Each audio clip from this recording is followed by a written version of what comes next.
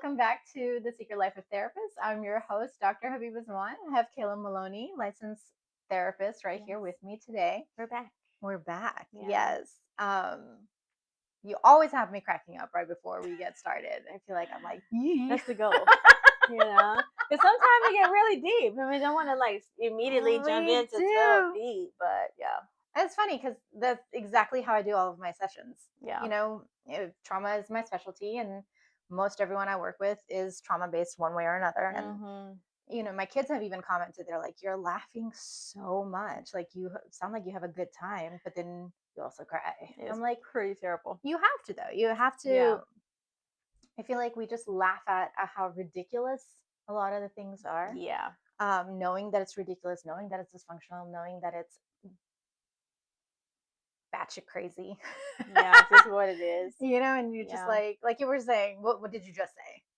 Right before we got started, I was like, why didn't you come inside and eat? I was on the phone talking to my parents. So we were talking about like how I have to call them every day. Right. If I do not call, then it's just like, okay, where are you at? What are you doing? So, and then I think that just kind of came about one day, and it just kind of came about. I don't know how or when or that you need to be accessible all the time part. Yeah, well, I think that, and then, well, I think there's not oh my god, I said things like 1,000 times. Now that I've processing, I think it's because I've positioned myself to be dependable. So to be dependable, you have to be accessible. Available. Yes. So, yeah, we were laughing because mine's 2 hours. If my parents call and I'm napping, and I didn't answer, seriously, the other one will call and be like, are you okay? Are you good? Do I need to come over? Yeah. Because why didn't you answer? Yeah. Are you alive? Like, they go immediately to something must be wrong with you. Yes. You must be it's hurt crisis or maimed. Straight crisis. Straight crisis. There is no, your foot's hurting today, like you're cramping, is nothing. It's straight crisis. Right. So I think for my mom. Or I don't have my phone. Oh no. Yeah. What you mean? For my mom, I think it is, if she calls me in the morning, if I don't call her back by like the afternoon or evening, she'll call. I spoke to you all day. My dad was doing that yesterday with my son. He was just like, I called you. Yes. I called you yesterday. Did you call me back? And my son was like, oh my God. but you just went to Costco. Right. Did you text me? Did you ask me if I wanted anything? Nope. I'll just starve. And I'm just watching this. I'm just like, give it back to him. Give it right back to him. It has to do. And he was like, I was asking your mother. I was asking her what she wanted. And I was like, she only said, no, thank you. And then bring me some chicken. Because you have to do something. You have to say something. I have to say chicken or something, because otherwise he'll come back with a boatload of things, and I don't need all that. And it's all because, well, I have to show you love this way, because that's how my family shows love, is through food, as do I. But, I was like, I was in session. Yeah. I was in session. Yeah. Like, I texted you right before I got into session. You kept texting. Yep. And then he was like, I'm here for 15 more minutes. So if there's anything you need or want, you need to tell me right now. And I'm just like, if I miss it, I just miss it. I can go back. It's okay. It's like, bro. So funny. Listen to me. I'm like, bro, my kids are getting under my skin. Okay. Ah. Anyways, I was like, dude, bro, whatever. Abu. Calm it down. Like, it's okay. You know what my hours are that I work. Yep. But no, it doesn't matter. No. He does try to respect it, but I mean, I don't respect any of his whatsoever. I will always call, unfortunately, and I don't know what's going on with his life, but I will call when he's either in the shower and then he feels the same pressure. Yeah. He's like, I had to like hurry up and get through my shower and call you back. I'm like, no, you don't. Yeah. You're internalizing that. That's not, I'm okay. It's opposite for me, where I always call my parents right when they're about to call me. Oh, really? Every single time. And my dad, you have that connection. Like, he's convinced. Like, you have this my dad does too. Type of deal where, and for my mom too, she'll be like phone in hand. Yeah. And I'm calling. Yeah. Or they'll like be you already know. thinking about it, and I'm like calling. The other day, my mom was like, you're going to live a long time. I'm like, I hope so. Yeah. With these damn children. But that's cool. And she's like, no, but really, that's a saying in my culture too. You you answer, like you call before when we're thinking of you. Yeah. Do the thing.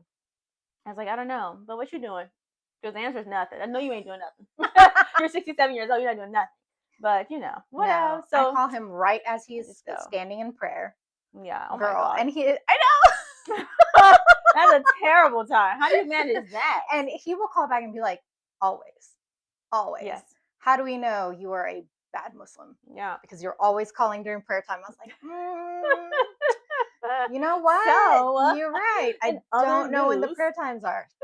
And there are times where I'm like, I'm about to call and I'm in the car or something, yeah. and I'm like, kids, look up prayer times. Make sure Oh I'm not my calling right now. God.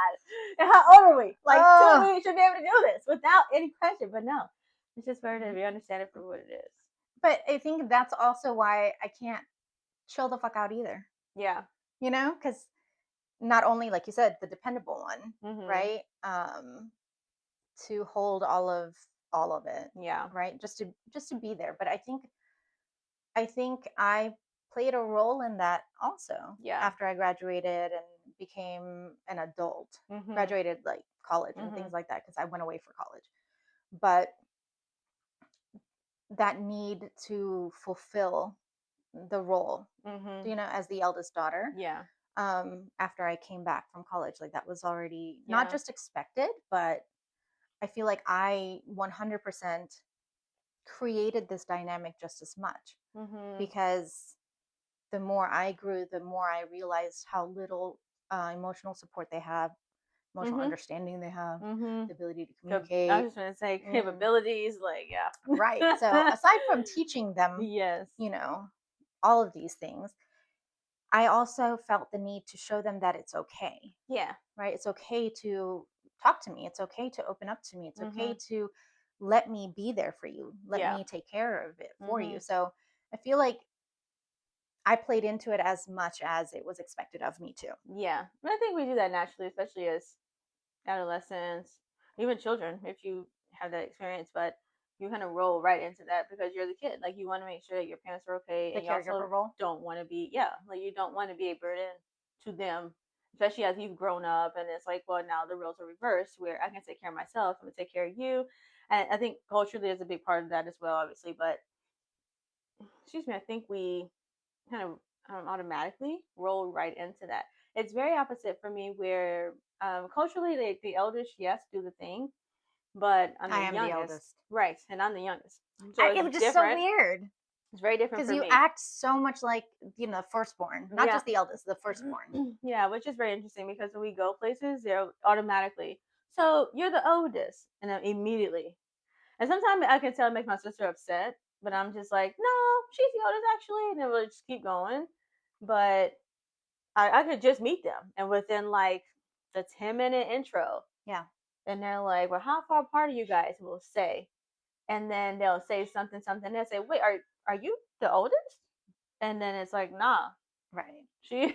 So Right. that's cool. But it's just, I think I kind of put that onto myself. So as the kid, just kind of making sure I'm available, primarily for my mom because she was going through a lot of stuff like emotionally, and I kind of automatically thought like I needed to be there for her in some way. Like I Yeah. wanted to really just help her and like Take care of her. save her. Yes. Really, a lot of that. So I didn't want to be that burden. Right. So other people in her life, other situations going on, work, whatever, it was just like I can't be in addition to whatever she has going on. Mm-hmm. So I kind of assumed the role by just doing the things. Right. So it's a lot of the times I would do things. I mean, I still have to tell me to do stuff, of course, but I would really be mindful of not really being in the way a lot of Mm-hmm. times and trying to not just add to her like stressors in life. Mm-hmm. So then that became automatically you're dependable because you don't have to ask me to do things. You're not checking for me to do things. If you ask me to go to the store, I come back, I bring you the receipt with the change. I never do anything extra. I'm on time. And of course, before phones, so I'm still like doing everything I'm supposed to do without you having to check for me because I'm doing the things. So you Mm-hmm. don't have to be worried about this or that. You don't have to come up with any money over here. Like it's just what it is. So I mean, I'm rolling that way. And then probably my early 20s, I think graduate school was when it really started to show that like, oh, Kayla has like her own stuff going on too. Mm-hmm. Because that was really the first time where I just kind of disappeared from people. And then it was a concern. Like, I will say that was a good, legit concern at the time. I was very depressed. I was like crying every single day. I wanted to quit school. I was just super overwhelmed. And that's the first time for me as well to be in that type of situation. So And you didn't know what that was like or what to do no, with it. it was just I struggled with like, depression my whole life and my then God. PTSD my whole life. So it was normal for me to Yeah. have my whatevers, right? And Mm-hmm. view the world the way I did Yeah. or just experience whatever it was experiences. No, and which would 100% I would 1013 someone for what I thought was normal. Yes. Yeah. Yeah. But, I can only imagine how terrifying it is as an adult not having a schema for that ahead of time. No, because it's just like, why am I not able to get over this? I'm doing everything else. Like, I've been able to do all those other things. Wait, I mean, you weren't just sad? I mean, I know, right? Like, just get over it. You're just But sad. Don't be sad. a lot of that. And Ugh. oh my gosh. And again, so we're teaching, right? And so my mom is very religious. So it's a lot of just pray about it. And I'm like, so my my mind, of course I would never be rude to her.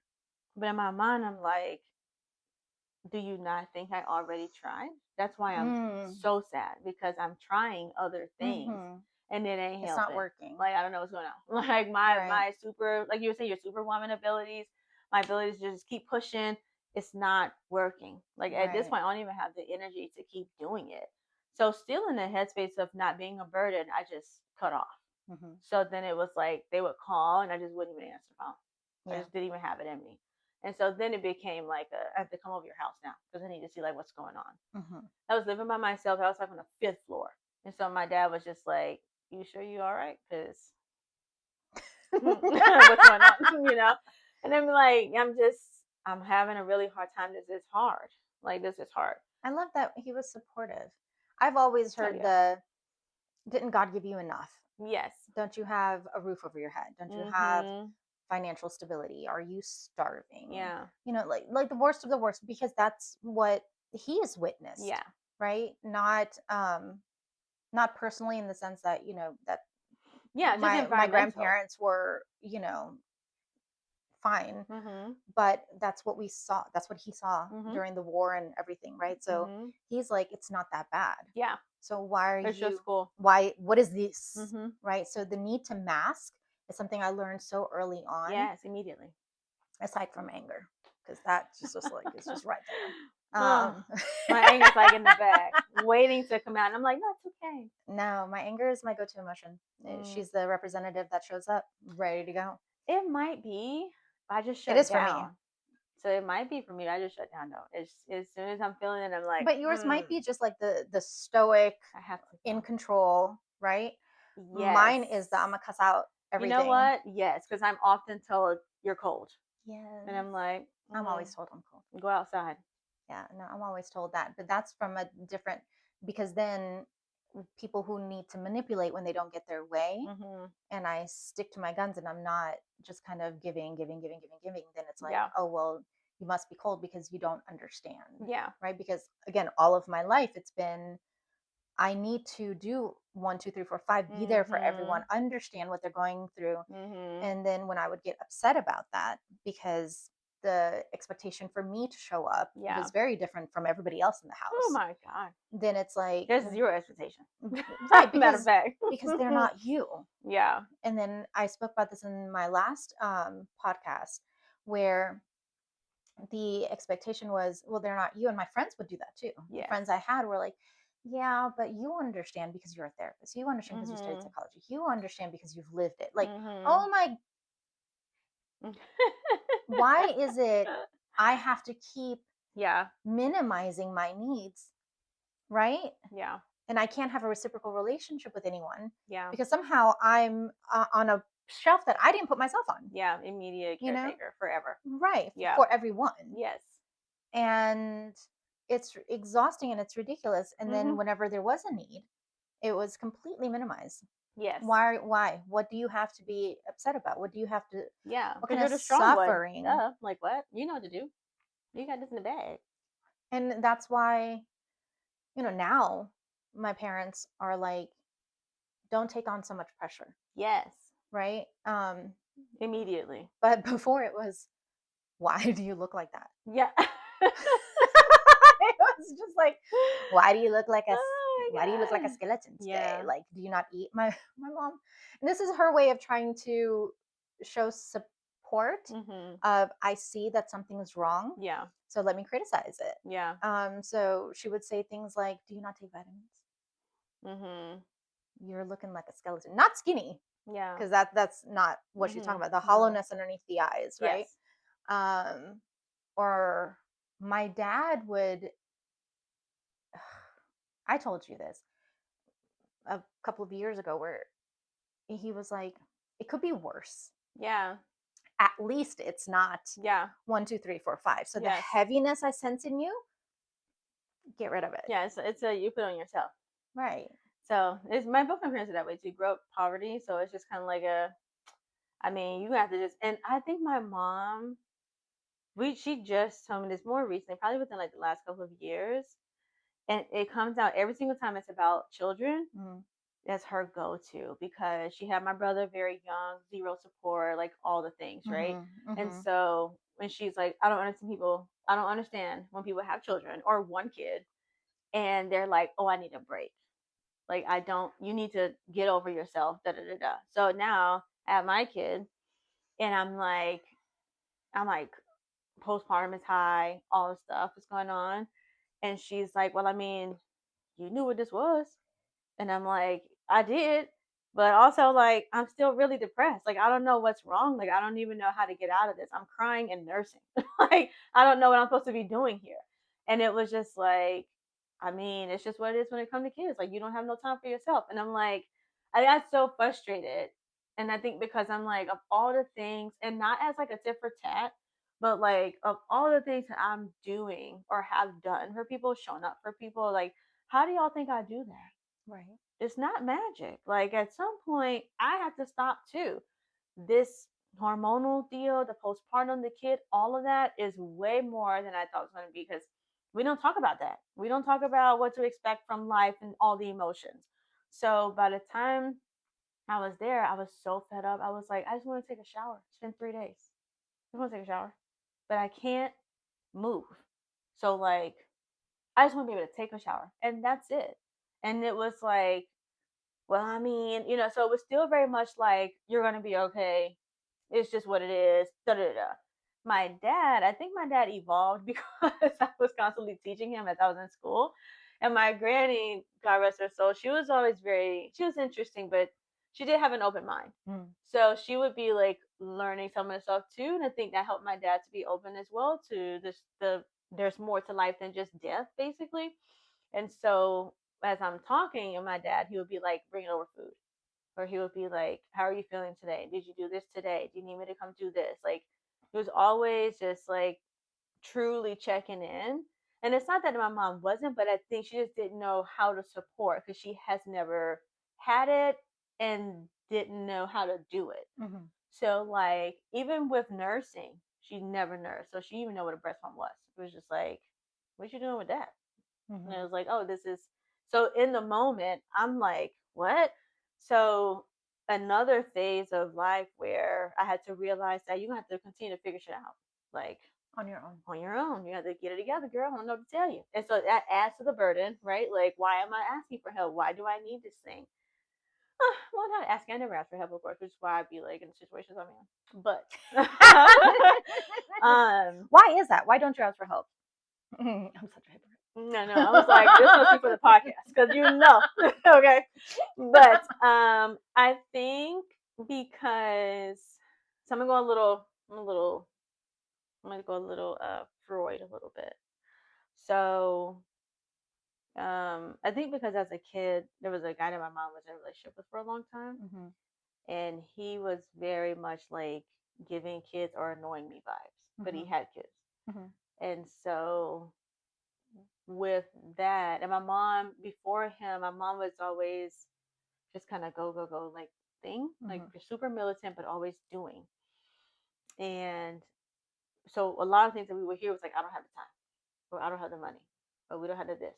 So whatever resource was needed for that thing you didn't have.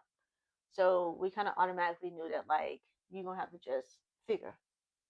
And then my mom had no patience either, so we had to figure 2 times over.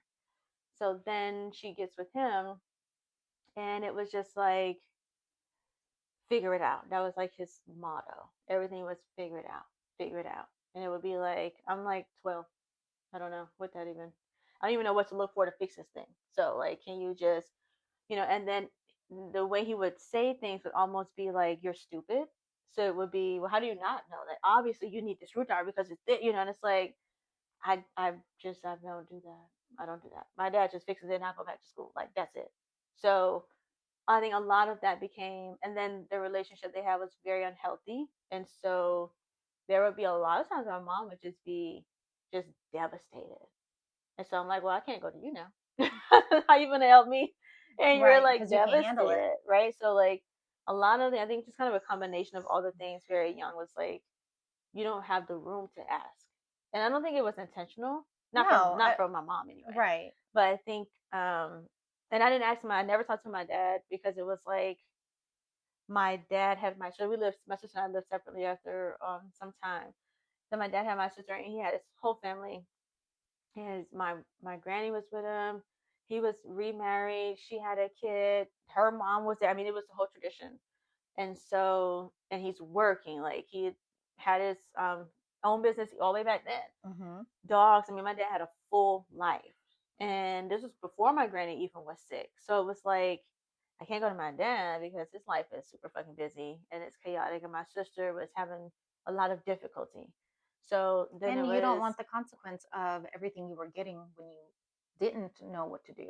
yes, I didn't want to take the chance. It wasn't worth the risk to me. I knew Exactly. he would probably do it, but it was not worth the risk. And then with my Mm-mm. mom, I knew she couldn't do it because she couldn't present. Like she wasn't even able to be present herself for Mm-hmm. herself. So it was like, okay, I'm gonna have to. Okay, we're just gonna do it. So for them, it's like, oh, you have to be good at school. I don't have a choice to be good at school because who's gonna help me? You can't tutor me.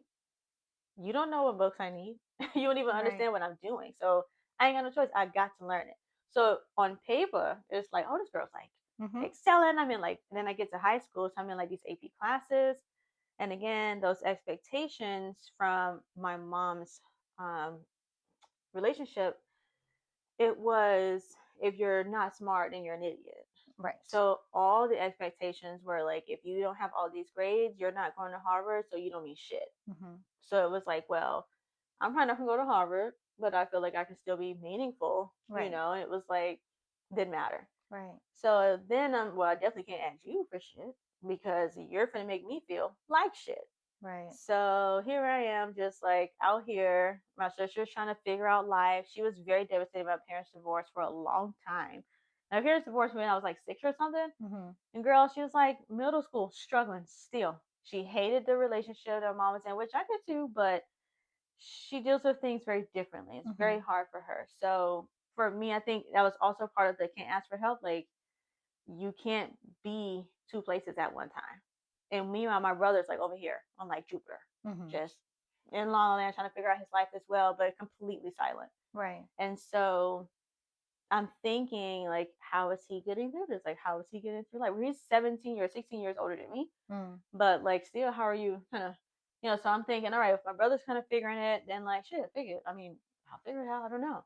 So the not asking for help is not by choice for me. It was just almost like innate. Like Mm-hmm. you have to just fucking do it, and that was it. It's the same with me.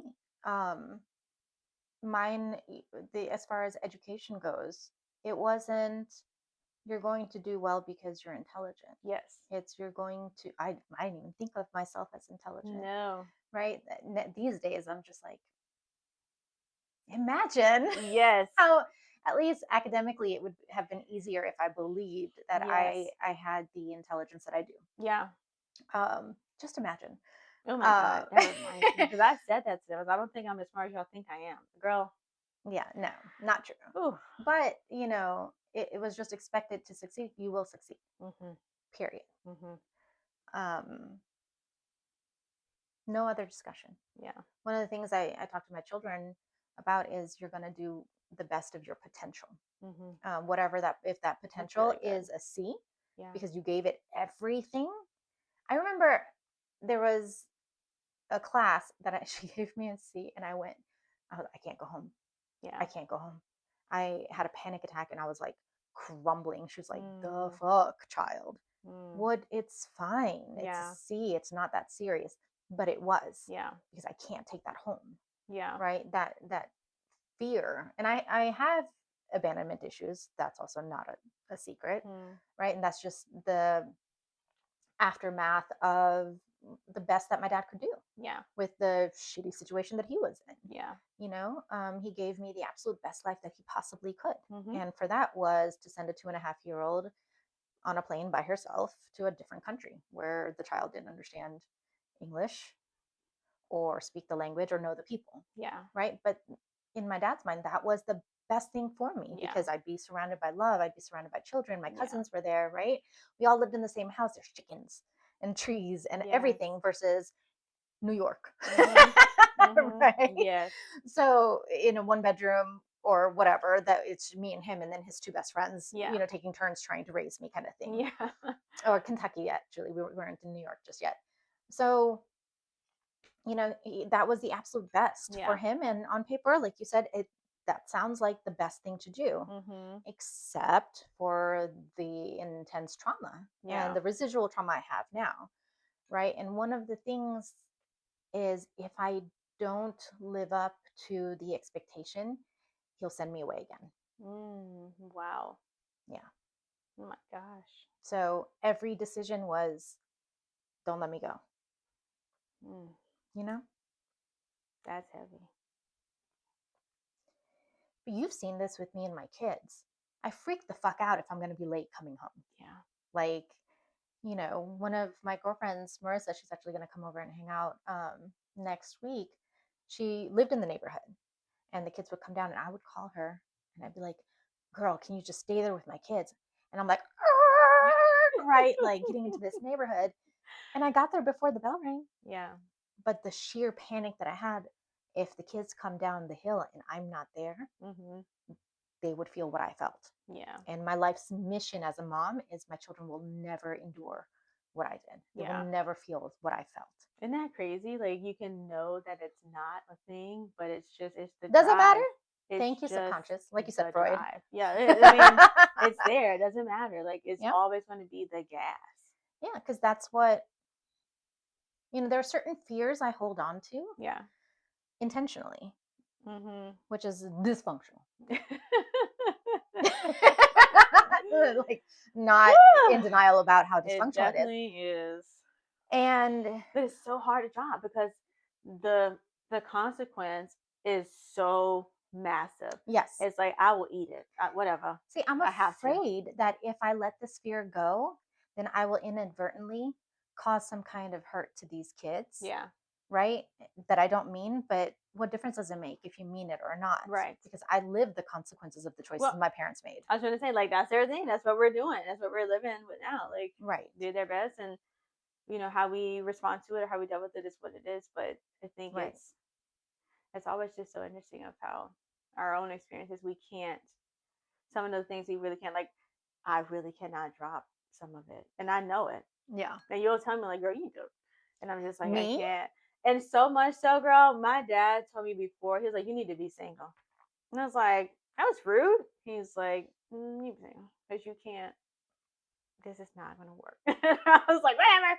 But then I got older and I'm thinking, and I'm like, damn, like, no, you really can't function like this in a healthy relationship. Like, you have to let something go. You have to let down something. And it's just so, like, if I let this go, though, I'm going to die. Well, a lot of my perfectionism was because of that, right? Yeah. If I do 1,000%, not 100. If I do 1,000% at this, I'll be successful at whatever I'm aiming for, and then I'll be loved. Yeah. I won't be rejected. I won't be abandoned. I won't be discarded. Yeah. Because that's what I carried my whole life, is why was I discarded? And my birth mother wasn't in the picture either. So, oh my God, when I became a mom, and then that was like an I was like, bomb. you gave me up? Yeah. How can, before I could rationalize because I wasn't a mother. Right. I'm like, well, maybe this, maybe that, maybe whatever. It ended up being for the best anyways, blah, blah, blah, blah, blah. Yeah. But then those babies came. And then when my eldest turned 2, that was another bomb that went off inside. Yeah. So I've been struggling with reliving that trauma so much. Yeah. Right? Because before, the logic made sense. And then here's little guy, right? And who he is and how he is and everything that he is. Yeah. How could you give that up? Right? Which again, also, I understand why my dad did what he did. And I understand that pain that it caused him to do so. Yeah. Especially as the primary caregiver, right? But how could you do that? Yeah. Right? And that whirlwind, it was, again, depression, right? Hello, friends. It would just show up again and again and again. But then I was always being met with, because you're not good enough. And the relationship I was in at that time, unfortunately, he just reinforced all of that, because that's who I chose based on my blueprint, because that's where I was in life, right? So it was this constant, you're not enough, you're not enough, you're not enough. And that's why. And so in order to prove my worth, I would, I mean, where do I not have all A's? Yeah. Right?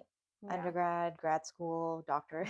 Like, that was, I have to have an A. Yeah. I have to prove. I need tangible proof. Yeah. That I'm worthy. Yeah. And that tangible proof was not just my grades. It was in the way I was dressed. It was in the way my hair was done. Yes. You know what my hair looks like. Yeah. Naturally. I look like Mufasa, guys. It's not. Yes, it is. Bad. It's Mufasa. And the it's reason, like a pretty Diana Ross. Okay. Please. The reason we call it Mufasa is because that's what my son said. Oh my god. He was like, "You look like Mufasa, Mom." And I was like, that is so... And it's stuck. Because it's so true, right? I have long hair and it's like wavy frizzy. Yeah, and it just big goes and it's big. full. Yes. But I remember, aside from my parents saying, like, you need to fix your hair. Yeah. Right? They thought cutting it short was going to make it easier. Yeah, girl. Know that life. Yeah. So, no. No. Right? No. It's absolutely not. Absolutely not. That's why it's long. I need the weight to keep it contained somewhere. Yes. Yes. But yeah, it was, if I didn't have makeup on, because I'm South Asian, right? But we all South Asians have the dark circles, but I have fair skin. Yeah. So it's the blue prominent. and the purple, it just shows up as if, like, I'm sickly. Yeah. And they would be like, why do you look like a skeleton? You know, go do so. It's, again, you're showing up in a way that's not acceptable. Yeah. Get it together. Yeah. And because I struggled with the depression and the PTSD on top of it, it was like, oh shit, it's showing. Yeah. Right? The inside is chaotic and, stormy seas all the time. But now the outside is starting to show. And the outside cannot match the inside. Yeah. And so my house had to be, like, everything had to be organized. Everything had to be clean. Right? And I had a baby. Yeah. Right? But no, every week I had all these things, and I was like, it's not sanitary, first of all. And then he was crawling. Oh my God, he's crawling. And now there's fur and dust, and he's going to put it in his mouth. Right? Tasty. So it needed to be vacuumed multiple times a day, kind of thing. It was almost OCD. But then there was the overcompensation. Yeah. Because all of this is overcompensation. Because then I also didn't have the help on the other end. Right? Because this is just what I'm choosing. Yeah. This is just what it is. That was the life I had. And eventually I do it anyways. So they just had to tune out the bitching and moaning about, I need your help. Why aren't you showing up? I need your help. Why aren't you showing up? But then as soon as it was, this is not who I chose. Yeah. Then I would shut it down. I remember, this was before my youngest was born. My eldest was a year and a half. And he got the bird flu. Girl. Oh my God. My mom went out of the country, came back home, wanted to see us. She was like sniffly and, congested and everything, but they always are. I'm gonna say we always do change of environment Right. or They atmosphere. always We have to are. adjust back. So no one thought anything of it. Right. 2 days later, my eldest was in the emergency room. And at the time, I was the only one taking him to the emergency room Wow. and sitting there and crying and all. And he was like, he didn't sleep through the night. He had endless ear infections. It was just one thing after another with him, anyways. Yeah. So, I was just like, here I am again. And they said it was the bird flu. They were like, there's really nothing we can do. Oh my Try to keep him god. hydrated and cold compress, right? Oof. They were like, That's within so 7 days it'll hard be to over. see. Well, they're like within 7 days. So I had a marker, right? In 7 days, just stick it out till 7 days. So at the 7 days, he still had like 103 fever. And at no time did the fever break, right? Oh my goodness. And I remember so vividly, I was standing at the kitchen sink and my son's asleep and my ex was there and I'm cleaning, right? I was scrubbing the bottles and I stopped and I was like, I don't know if I can keep going. I don't know if I can keep doing this. And then I started crying. And whenever I cry, it freaks everybody out because The they mask can't is handle it, strong. right? Like Yes. you can't, like, you're not the one that cries. What are you Yeah. doing? So then I'm like breaking down and he goes, you can't cry. Stop crying. Oh All my right. gosh. You don't get to cry because it'll be better. You need to be strong. I was like, Wow. okay, Mm. suck it back up. We're going and going. Keep going. And I knew it was like that at home. Mm. And some of my friends were like that, except for my best friends, where, they'd let me be all snotty and sobbing and whatever in a corner in a closet somewhere, and that's fine. Mm-hmm. But to have your partner Mm-hmm. tell you you don't get to be whatever. Yeah. And I took that as you don't get to be weak. You don't get to have fears. You don't get to Mm-hmm. show emotion. You don't get to show any cracks in the facade at all. Yeah. Right? That moment, Mm. well, he never saw it again. Oh my gosh. Never. From then on, Mm. I would always deal with that by myself. Oof. Because when I had the second one, I had health complications. He had health complications. And he was losing weight. We thought he might have like failure to thrive. Oh my goodness. And then my ex would say things like, I mean, maybe it's you. Maybe it's your anxiety. Maybe he's feeling your anxiety and that's why he won't drink the milk. Oh my gosh. That's crazy. So then again, my children are suffering because of me. Yes. Right? So it's just never been in a position where I just get to be human. I don't get to be a human being. Right. So where do you think the anger comes from? Yeah. Because the anger keeps me safe. Yeah. Do you know? And when I say anger, visibly, it's scary, Yeah, right? sure. Yeah. You see me angry. A little bit. Not to your degree, though. No, that is my anger. Mm. When I show up and I'm just like cussing up a storm, and I'm just like, right, hissing at everything, that is my anger. So we're not talking about breaking things, Yeah. breaking people down. Mm-hmm. It's not like that. It's just anger, like healthy anger. It's just a healthy expression of anger. My voice is loud, right? It drops an octave because it gets deeper whenever I'm angry, and I'm cussing up a storm. But that's about it, because that's what I taught. That's acceptable. Tears are not. Okay. Weakness is not. Vulnerability, sure as hell not. Yeah. So then all of these things, my external world then became the mirror, right? Of the office needs to look like this, right? And people would reinforce that. Yeah. Like, oh, it looks so beautiful here. It looks like someone, did you get an interior decorator? This, that, and the other, right? Like it's pristine. It's kept a certain way. It looks a certain way. My house was the same. My grades were the same. The ridiculous amount of certifications I have, because let's just keep piling them. All of this to create these bricks that no one would be able to see inside of. Yeah. That's a lot. It was. I had to be the perfect mom. I had to show up and be the perfect friend because otherwise I was constantly shown that that's not acceptable. Yeah, I think not acceptable for me was rejection. It Mm-hmm. really wasn't like a, oh, we're not talking anymore, or like as friends. Like it was just like instant, you're done. I feel So like they would cut you out. yeah, Mm. and so it was like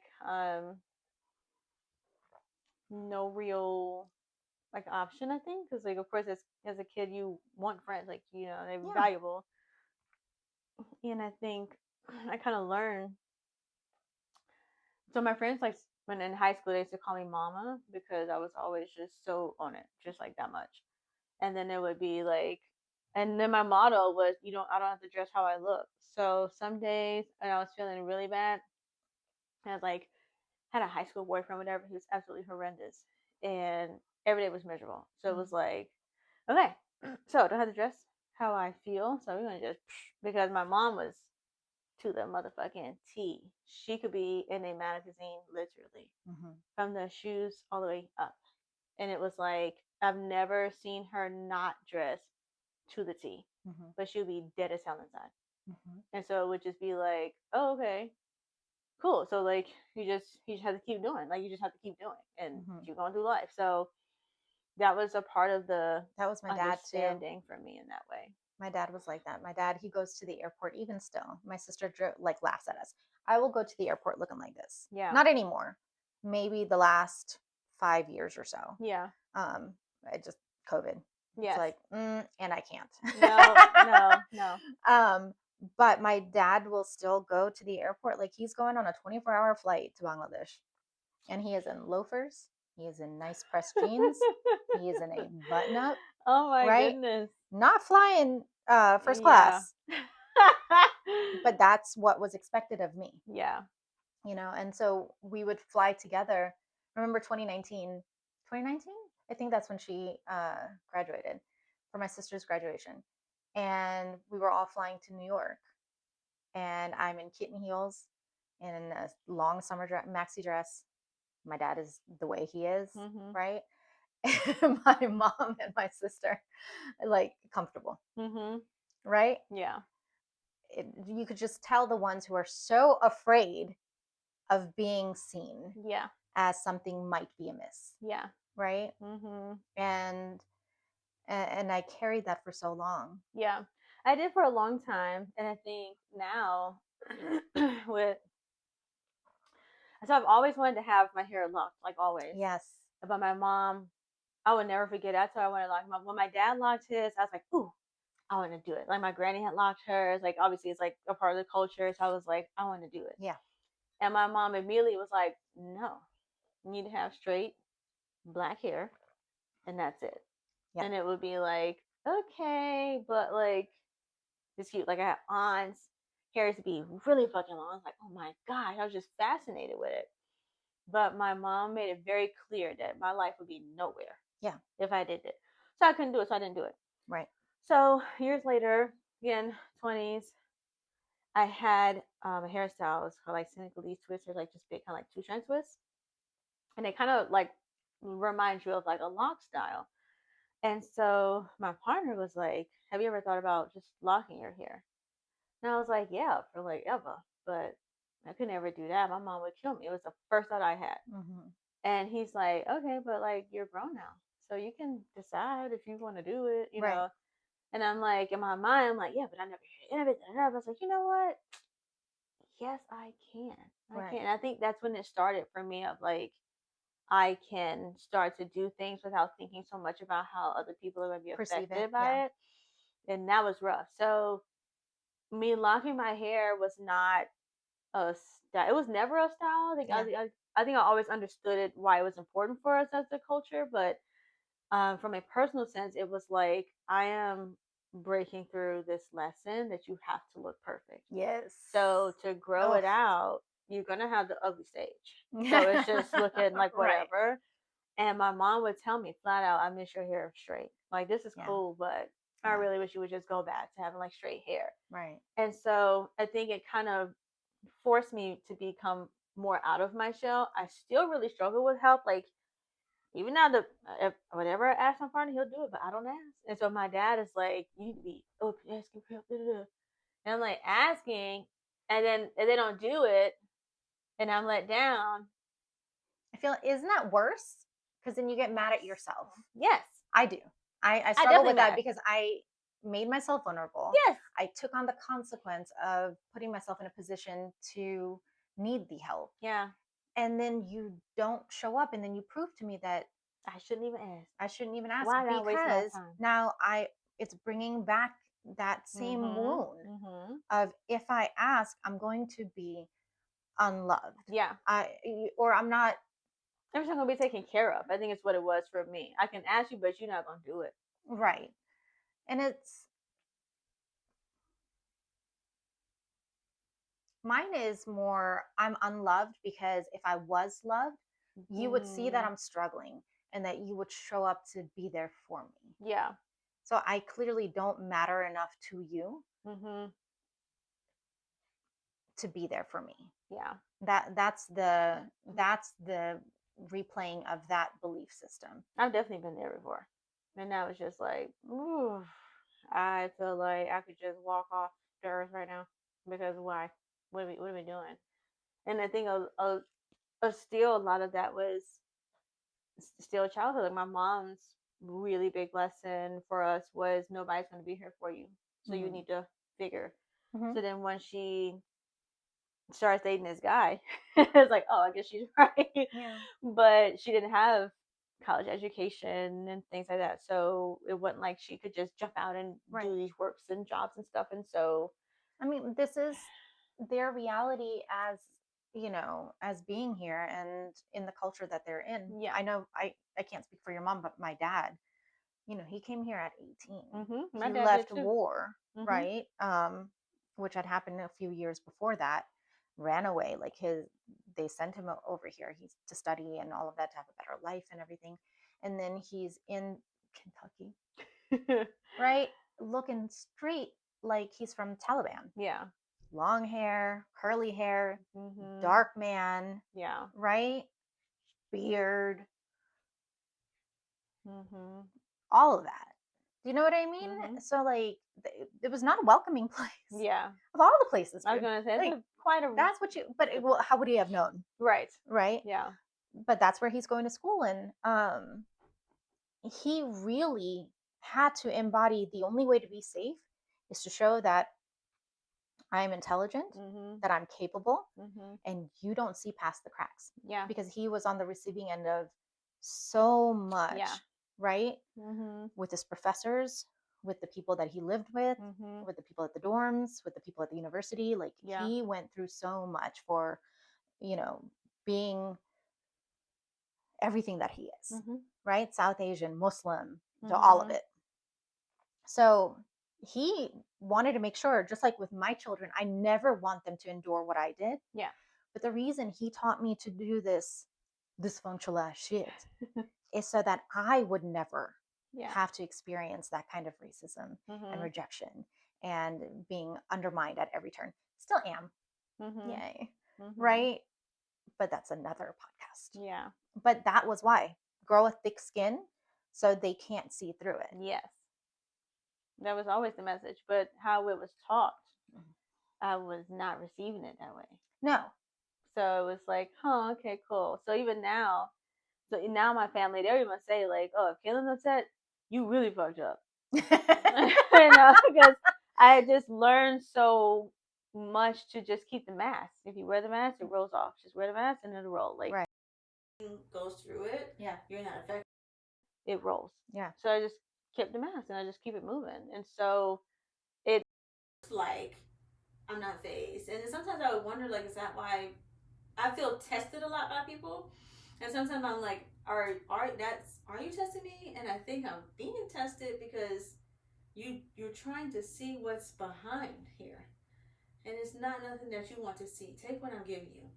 And like, don't ask for nothing else. I don't ask you for shit. So I know I'm not a burden. Yeah. I don't come to you for nothing. So you can't say I'm this and that. There's nothing, and I think that's a part of the not asking for help. There's nothing that you can say about me. Right. Did I owe you anything? Did I do anything? I did none of that shit. Right. So You cannot come to me and have nothing over me. Right. Why do you want to be constantly coming up here? Don't go there. Leave me alone. Right. Let me play a little game and I go about my life. And so by the time I didn't realize till later, obviously, I had like a whole mental breakdown. And my therapist was like, I started therapy for the PTSD. And my therapist was like, you need to take a break or else I'm going to put you on these meds so you can make a choice right now. And I'm like, I love this therapist. I was like, bitch, fuck you. But it was my first time going to therapy, I guess an adult, whatever. And I was like, there's this white lady trying to tell me what to do, girl. You don't know me. But it was like, not lying either. Like, I'm learning this at the same time. Like, girl, you have to be honest with yourself. And I had to take a month. Good for you. Oh my God. I was like, this is ruining my life. If I take this month off, fired from my job. Right. I'm going to be all these things that my mom said was going to be happening. It's going to fucking happen. Right. Like, what the fuck? Right. But everything you've run from. Yes. Everything I'm trying to prevent is just down. And it was like, okay, well, I do need to stop because I don't know. I don't even know what day it is. Right. So I have to be somewhere. And that was the most help I like allowed myself to have. But again, at that point, I'm already off the cliff. So it's like learning, I think that's still for myself of where's my limit. Oh, mine was when I kept ending up in the emergency room. Oh. I would go because fortitude of mind, I got that. Yeah. You're not breaking this. Do you it. know what I've been through? Hanging through. And I'm still here, so you're not breaking that. But my body did. Yeah. My body broke down repeatedly. That was when I was like, if I don't stop, I won't be around to see my kids graduate. Yeah. Yeah. Because, that was what it was. Definitely my kid for me. It was like, yeah, because like this is not going to suffice. My kids were young enough to where I would, take them here, take them there, take them, to the park, and we're running around, we're playing in the backyard, because I had to, I sent them, I'm there for you in the morning, drop you off at school, I'm there for my clients, pick them up, I'm there for you again. And then everybody's good. Well, now the house needs to be clean. Yes. Because I can't rest until I've done everything I need to do. And then I've earned the rest. Except during COVID, there is no earning rest. No. Because I'm homeschooling 2 children. Yep. And I was renovating my office that I had just purchased this building. Yeah. First time I bought that building that wasn't my home kind of thing. And then the whole thing had to be renovated. So I'm over there while I'm over here, and I'm working full time. There was no help, as in from their father, to be like, hey, how about I take them half 1 week and you take them 1 week or something like that. Like, let's, nope, our schedule stayed the same. I was the primary caregiver. And, a lot of the times was, oh, I have COVID now. Again? You got COVID again? So no, the kids don't need to go over there, right? Yeah. So that was all on me too. And having the children at home, they're living, and I allowed them to live in this house.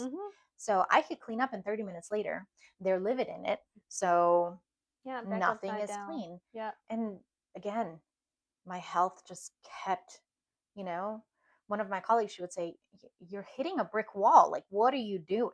Yeah. And I was like, I'll bounce. Look, I'm pliable. I bounce off of it. It got to a point where I wasn't bouncing anymore. Yeah. I was just hitting the wall and splat on the floor. Yeah. Yeah. And that was when I had to prioritize what's really necessary. Like, does the house need to look like a model home? Yeah. No, it does not. Still working through that. Last night was up to midnight. Girl. And I was a single mom at the time. You are not. No.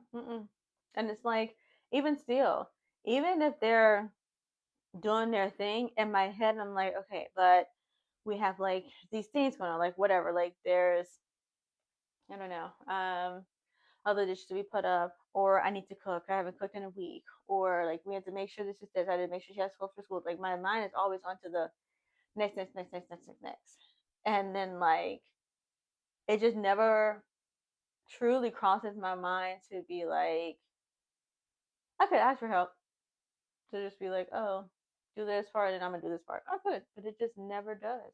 See, at this point in my life, you live here as much as I do. Mm-hmm. If I have to ask you for help, Yeah. where there's a problem. Mm-hmm. That's understandable, yeah. Because we all live here. Yes. So why am I having to ask you for help? You're not a resident living here. But I think that or a roommate rolls back to what you were saying before of like the showing of care. Like if I have to ask you, then it's a lack of care. Mm-hmm. And so I think that's also part of it, of why I don't ask, because it's like sometimes I would feel like if I were to ask, I don't know, somebody something and they don't show up, family included, it would be like they don't really care. So it's almost like an avoidance. Mm-hmm. Like I don't even want to ask you because I know you're not going to do it. So it would just be like, no. And then it'll validate my fear.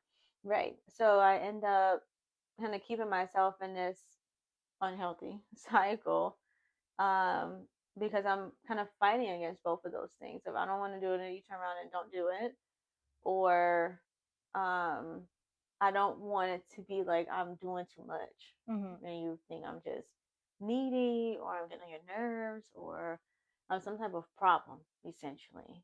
It's always kind of understood, because if you have to do something for somebody, it's going to take away from your time.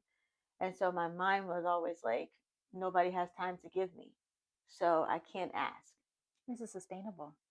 No, of course not. So then what? I have a breakdown and I'm on Wellbutrin. So that's the answer. Like, I don't know. But that's why I'm like, still learning, right? Like that's still a part of that thing of, hey, trying girl, to figure like, out how to cope with do that. Yeah. And my dad he's still to this day, happy feet, what you doing? What you doing, happy feet? Because I am always gonna go. I'm always doing something, it doesn't matter what it is. And it's like, what are you avoiding? I think just it's not laziness, but it was always frowned upon if you weren't doing. So it was like stay busy. If you do you have nothing better to do? Yes, it was always that. Even definitely as a kid, really where obviously it comes from it, but it's like a need to find something to do. And it would be like, well, I would want to do like, I don't know, some club at school or something. Oh no, I used to want to run track. Oh my god, I used to be so fast naturally. I used to run. And then he was like, I don't have no money for that, so you better come up with it. I'm 14. Where I'm gonna find, again, not asking my dad, because my dad got a whole household of shit. And at that point, my grandmother's cancer had developed. So he ain't got no time. Like, what? And he's in my dad's job. He works in steel. So he was having to travel up north all the time. So he was always traveling, working. My sister's in school. My granny's like, it's just like, I can't go to my dad. Right. And so then my mom is there, but she has like even less resources than she had before. So I definitely can't talk to you. So I'm just in the house. Yeah. So now it's like, okay, fine. So I would just reorganize my room every week. Every Friday, I was doing something else, just moving my bed around. And then that started the whole thing of you don't need nobody's help for shit now, because now you can lift your bed. I was 100 pounds, if that. Right. I was doing all that shit by myself. So it was like, oh, I can help you do this. Nope. I don't want you to help me do it. I don't even want you to step in here, because then it's going to be something else that you're wanting from me, something else I'm not doing right, something else I did this for you, so now you need to do this for me. Yes. So it's like no, leave me alone. So a lot of it was just like if you're not busy, then what the fuck are you doing with your life? Like, you're never going to go anywhere. It's not going to be this thing. So it's always like and even right now, it's so fucking psycho. But sometimes I'll be like trying to rest and trying to do, practice relaxation. And my partner will come home. I hear the garage go up, and my heart's immediately like, I'm like, oh my god, I'm supposed to be doing it. It's like instantly, I'm like, oh my god, I need to get up. Like, I'm not supposed to be watching TV still. Yeah. And I'm like, what the fuck is wrong with me? No. And it'll be like, so, and then it would be just, there's no reason for me to get up. And there's never nothing said. So, I'm going to be harsh. Yes. Do you need to get to where I was before you learn your lesson? I know. And that's why I say I'm you watched me. I did. You watched And that me was go very through brutal. almost 4 years of barely alive. Yeah. Very literally, though, yeah. Blood poisoning, this, that, Yeah. whatever. Do you need that? Do we need this? I don't know what it. I hope it don't take that. but so like, okay, I'm proud of myself. So I'm going on a trip, Yes. and I took the day off for like when I come back.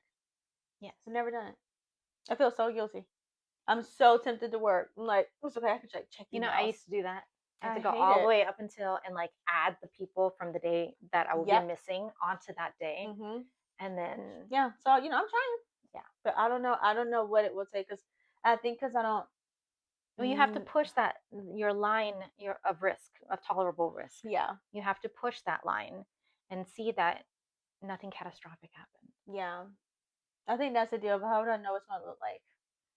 I know I'm not gonna die. Like I know all the rational things, right? But like, I do it, and like, is it really gonna be okay? And it's like again, that consequence of for me is like, is it worth this? But being rational, there is no this. That's not there. It's not a thing. It's okay to push that and know that there's other things on the other side that's not detrimental. You have to prove that though, repeatedly. Yeah. Over and over and over again. It's like the first time I sat down and there was dishes in the sink. Yeah. I was twitchy. I couldn't tell you if I actually watched the show fully. Yep. Right? But it evolved from I'm going to watch this 30-minute episode to now I can watch an actual hour-long episode. Or you know what? Those dishes from dinner until right before I go to bed, nothing happened. Yeah, I don't have a swarm of flies and ants and the Kim in me is like da, da, da, da, da. So I can't, and I feel so guilty because I've been sitting there trying to watch this Disney movie with this girl, and I'm like, what time is it? Oh my god, I'm gonna have to do this. I'm gonna do that. My brain is just always automatically onto, and like I have to remind myself, like, girl, it's okay. Like they're not gonna have rodents. The house is not gonna burn down. Like watch the movie with the kid and just it's okay to just be. Or I would give myself a time limit, right? Like you're gonna watch this episode, and then afterwards, then I'll go do it. Because just letting it, live in the ether of everything's all right, I can't do that. That belief doesn't exist still. So I actually have to have a deadline. Yeah. When it hits this time, then I'm gonna this. Until then, shut the fuck up. That's a good idea. I should practice that. I'll implement that because I'm always like, okay, I'm gonna do it right now. I'm gonna do it now. Yeah. And then like now it doesn't come, but it comes like 30 seconds, and I'm back at it. Well, and it could be a time because sometimes for me it is a time, but it's usually like not. I have no concept of time, as we know. ADD on top of everything else, but mine is the end of that episode. Yeah. Or my bladder. Oh. We're gonna sit here and we're gonna read That's a good one. until this bladder is like, bitch, you gotta get up. Yeah, and then we'll start. Because those are tangible endings. Yeah. To a time frame rather than just when did we start this and what time is it now. So yeah, that's fair. Just kind of keeping it personal. I think a lot of my concerns are very external, so how other people will respond, and so of course you can't do that because some people will perpetuate that thought, and some people will not. Because they benefit from it. So you can't live in that way. So even learning that of separating the two, like there's stuff doesn't make it mine just because it might blow past me or bleed into my life. Right. And so learning there, right, like it doesn't differentiate. Yeah. Doesn't have to determine what I do next or how I handle the next thing just because I could just not do that with you. But it doesn't mean I have to stop it totally. Right. Yeah. That's what I'm practicing now. It's hard as hell because I just want to be like, fuck all that shit. Not realistic. Can't do that. Can't raise my kids that way neither. So. Right. Yeah. Right. Yeah. Having steps, that definitely helps. Yeah. Good. Do it. Enjoy your vacation. I'm determined. I am. See, now I'm the opposite. Now I'm just like dreaming about my next one. So I have something to look forward to. Like, see, you can't be having everything fall apart right when you get on vacation because you finally get the letdown effect. Yeah. Right? Where my body's like, okay, we can let it go. And then all the sickness happens. Yeah. Because it can She's finally been up just, here so yes. long. Yeah. Yeah. So I'm like, nope, you gotta work on it so I can make it to Portugal in June. Safely. And enjoy my time. And enjoy it. And Right. be present, not Right. dissociated. Exactly. Yeah. So fair. Intentional. Just very, very intentional. Yeah. That's fair. Thank you guys. What Thank you a for time. listening. Thank you for Yeah. being on this journey with us. Hopefully you got something out of it. Yeah, today was maybe you see yourself in it. Very heavy, I feel like. It was very heavy today, but good. I think very necessary though. But this is life. This is what it means to be human. Yeah. I don't know anybody who, actually has their shit together. No. So we don't. Not. But we still try, and that's the point. Yes. Right? That's the point of all of this, to show you that we struggle with it too, and what we do with it and how we cope with it and what might help. So thank you. Thanks, guys. Thank you, as always. This has always been beautiful. You're such a great person. As are you. Love you. Love you the best. Bye, guys.